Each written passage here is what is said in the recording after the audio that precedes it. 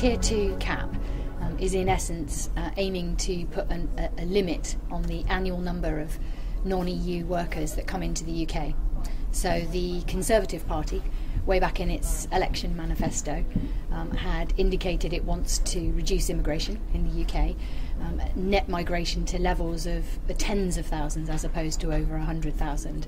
In terms of how have they gone about it, they, with very, very little notice, introduced an interim cap on Tier 2 migrants. So that's businesses in the UK that want to bring in non-EU migrants into the UK as new hires, for example. So they put a cap on each individual company, limiting the number of people they can bring in between now and the end of March next year. Big impact on companies, very, very little planning time for them. Clients need to take action fairly promptly in terms of planning for this cap scenario.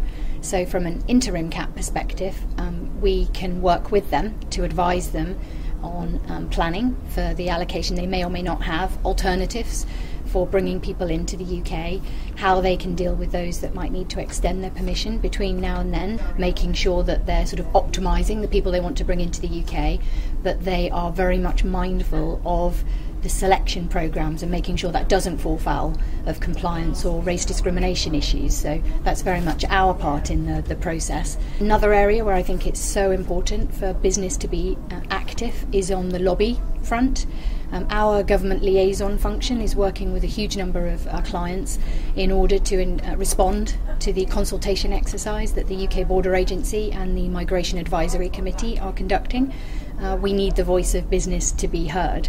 As a fairly unique position as a single-focused global immigration firm, we're conducting a survey of our clients, asking them a whole raft of questions about their business and the impact of the caps, and that will go into our submission to both the Border Agency and the Migration Advisory Committee, and we hope will give a unique insight into the very serious impacts these caps and quotas could have on our clients and business in the UK.